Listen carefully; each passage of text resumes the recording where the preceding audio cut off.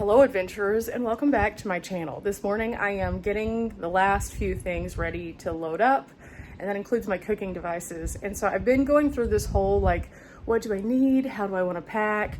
How efficient are things? What's going to be the best strategy for using certain items? And wow, it's been a lot. I change out my cooking setup pretty frequently, but with this being a shorter trip where I'm also going to be going to places that I can't pull out my entire camp setup, it's really important for me to know how long and how efficient all of the things around me are. Now, I tested out my new air fryer and I got an idea as to how it does, but at the same time, there's lots of different things that I'm going to be potentially cooking, and I want to pack accordingly for the cook. And so right now I'm currently testing out that. As you can see, I'm trying some bacon because it's my preferred breakfast thing, but I don't like that I have to get out my full camp kitchen, my full Ridge Monkey. I have to then cook it and then also clean up, and that is a tedious task, and at a Harvest Toast I can't do that. So I'm checking that out. I also picked up some other things. I'm going to be taking the Road Pro with me, and normally I use these aluminum pans, which I find at Walmart. These are just the medium loaf pans. This is the 8 by 3.88 by 2.47. They didn't have these, so I found these at the Dollar Tree, which are the same size, just a little bit smaller when it comes to the height. So I'm going to be putting these inside the Road Pro, as well as some more oven bags just to make quick cleanup. And then I also found these, which I think I'm going to throw in the van. These are the mini crusts from Aldi. They're slightly smaller than the mini crusts I found at the Dollar Tree, and I measured them across and they're about 6 inches. And the interior of the air fryer is about 6 inches. But one of the cool things about this is, it's kind of harder to see, but it has sauce in there. So it's already 2 of the steps that I needed for the pizzas. And I'm going to try to see if I can't make different kinds of pizzas, maybe not just the ones like I made the other day, which were really good. I also picked up a few interesting items that I'm kind of thinking I'm going to put in the van. I picked up some more sauces, and then I picked up some. Whenever I traveled with Dee and Riley, we had some meatless crumbles, and they were a different brand. I found these at Aldi, and so I'm very curious to see how they work out. They're plant-based, and I believe that these also are a pea protein like the others, but this could be a really easy way for me to make some tacos or some other things, so this is an option. Now, during the summer months especially, having a lot of different things in my refrigerator already, having something that doesn't have to go in the refrigerator is super handy, and so I thought that the meatless protein would be great for that because it keeps a lot longer and I don't necessarily have to take up real estate in my fridge. So I thought that could be a good alternative, and then I always carry some canned chicken and stuff like that to make it just a little easier. You know, you never know what you're going to need, and I try to be pretty prepared for different kinds of scenarios. But this is going to be an interesting packing this time. I've already been troubleshooting, and you might have seen some of that on my previous video where I was talking about getting everything set up for my Jackery. And I have an update. My cord will be here by no later than Monday, which is originally when I wanted to leave, so I'm pretty pleased with that. Currently pulling somewhere between 700 watts and 20 watts. I did figure out that the air fryer, what it does is it heats up to the maximum temperature, and then after it heats up, what it does is it pulls way down on the watts, and then it just kind of bumps up and down. And it doesn't have to necessarily pull the 700 watts the whole time, unlike the kettle that pulls consistently for that. So it's been much more efficient. Let's see, I put this bacon in 350 for about 8 minutes. It could probably go in there for a little bit longer. I'm not sure on the cook times on this yet, so I've been just trying to figure out exactly where I want to land with some of these items because this is a different air fryer and each cooking device is a little bit different. So yeah, just kind of figuring out all that right now, and then afterwards I'll be able to put it in the van. But the other thing that I'm doing with this testing is I'm testing out these little things right here. These have been so cool so far. They're just little tiny paper air fryer things that you put into the air fryer, and then they hold all of the moisture, the grease, the stuff like that. So I thought bacon is a good way to really test this out and see if these truly do work. And if they do, then I'll be able to use this. And if this doesn't work out, I'm going to, again, make something a little bit later today, and I'll put 2 of them under there to see if that absorbs all of it. I'm not sure. I'm trying to get the whole method to the madness though.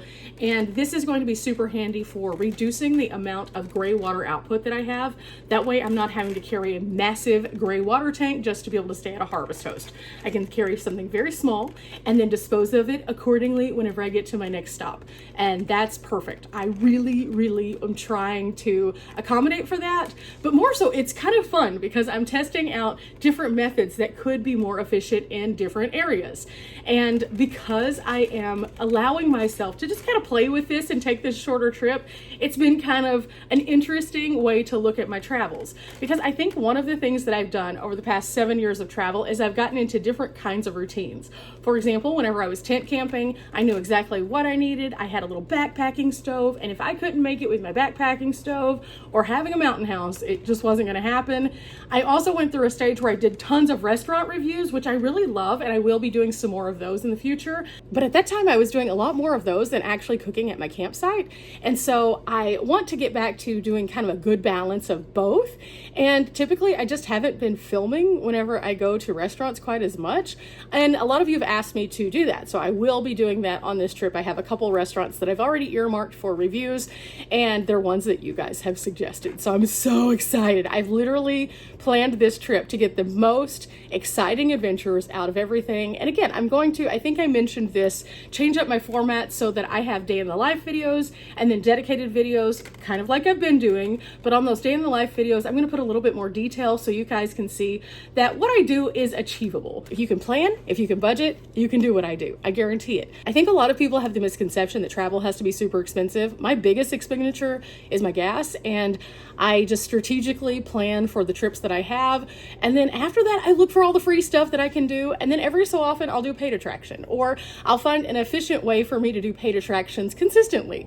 And I think that that's the thing that could really be beneficial to all of us. So I'll talk about those things a little bit more on those day in the life videos, because travel's for everybody, guys. Travel is for everybody. But with that said, I'm gonna see if this works, and then we'll get on to the next stages of putting together my packing stuff. Okay, let's try this again. Ooh, that's good. That's really good.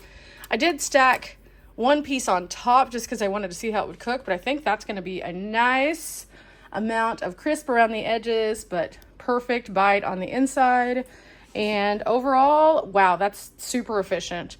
Okay, I'm definitely pleased with this combo right here. Here is the real test though. Okay, there's just a little cast in there, and that's just moisture. That's not grease. Okay, so that is literally just moisture. So the paper things are working, which means that my 2 purchases from Amazon are awesome together. I will leave a couple links below if you're interested in these things. You do need a power station that is at least capable of 1,000 watts to run this. I would definitely recommend something that is a more efficient power station, because some will easily drain quickly, even if they are capable. Others, not so much, like the Jackery V2 here. Really good, but it also is designed to be a little bit better, but you've already seen that video. I'm not gonna go on and just tell you, oh my gosh, get the Jackery. Because if you want it, you want it. If you don't, that's okay. I personally am really happy with it though so far, so we'll see how it goes over the time of my travels. I'm gonna make myself some iced coffee, and I'm gonna sit down and I'm gonna try to work and try to get my very last video that needs to be edited from my previous travel series, which if you're watching this, you've already seen that video by now, but I just need to be efficient with my use of time and not dwell on the fact that I'm waiting on packages.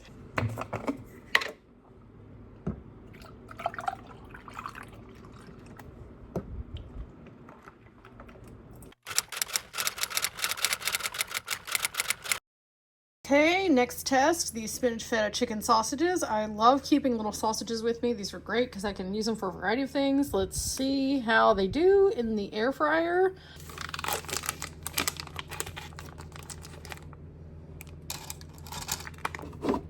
Okay, let's see. Maybe I do like 325, maybe? They don't really need that much. They just need to mostly be cooked, and I'm gonna do like 7 or 8 minutes. These are always an easy grab and go. These are things that I can throw in with potatoes or peppers, and just kind of knowing how long it takes to like heat them. Okay, sausage is done. It looks good. Did well. I'm making some ramen for this sausage, so I'll have some dinner tonight. That this was an easy way for me to get my life together today, so it's fine. It has been disrespectfully hot the last few days, and my allergies have been just acting a fool, and so it's fine. It's fine. I'm not sure how this is going to play out whenever I go on my actual travels. This could play into me not going for as long. It may make me pivot and go somewhere else. I don't know. My brain is not braining at this point because it has been like scrambled eggs because it's been so hot. But with that said, inside this little box is the last component. Inside here, I have some little silicone cupcake molds in 3 different sizes. This is more like a mini loaf. This one's like a square, and then of course the traditional round. And so I found these on Amazon, really inexpensive, and they are rated for being able to cook. So I'm wondering if they will work in here. That's the goal. I need to take this out, make sure. If they don't, I can use these at my base camp because that's always an option. So I think that they will. I know these will for sure because there's a good amount of clearance in here. But I thought if all of these will work, they do. They all work. This is so awesome. So now I can use these to cook various things. So for example, I have the paper that I've been using, that I've been testing everything out on, and that keeps it from getting nice and greasy and oily in there. But these, I could put brownie mix, I could put like pancake batter in, I could put cornbread in them, and I can cook a variety of different things in here now. So this is going to be super handy. And so now that these have arrived, let's see, the max temperature on them is 230 degrees Celsius. I don't know what 230 degrees Celsius is, but I'm not going to get anywhere near that. I do know that. So these are here. Now I just need to figure out how exactly I want to store and carry all of these items for the air fryer, which means that I have to go out to the van and do that. But that's not a right now thing. It's like literally 99 degrees, and then we have 65% humidity today, so that makes it over 110 outside. So instead of doing that, I am going to just hang out right here and see if there's any other things I can work on before this afternoon, and then as it gets a little bit later in the evening, I will work on that. The funny thing is, the only reason I'm not going to higher altitudes right now is because I do have some things I have to do in Texas. And I've kind of mentioned that before whenever I was loading up the van, but now I'm starting to think, oh, but maybe I could just dip my toe into some higher altitude, just make it shorter. I don't know. I just have things I have to do that I am responsible for doing. And so because they're in the summer and because they're in Texas, that means I have to be in the heat or somewhere close that I can go within like a week span, which is why I was planning on just taking this little jaunt. You know, I'm gonna think about this. Okay, I just came in from outside. My cord has arrived. My cord has arrived. Now, kind of funny story about this particular cord, and also this just in general. Whenever I did my initial Jackery review, I mentioned that the DC charging cable did not come standard with it, and so I needed to order one. So I wish I would have had it at the time of my review, but I didn't. And so I went ahead and initially put in the order, and of course had to wait for it because I was trying to wait to make sure I had it for this particular travel. So it has finally gotten here, which means I can head out like tomorrow. Oh, am I ready to head out tomorrow? I don't know.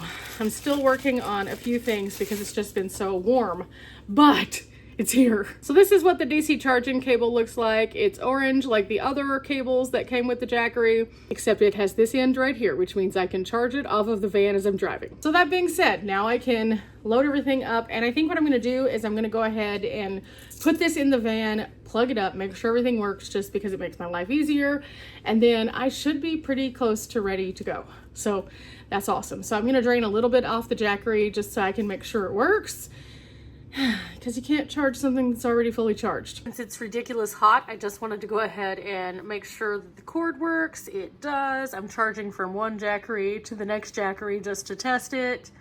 So yep, DC charging is fully in effect.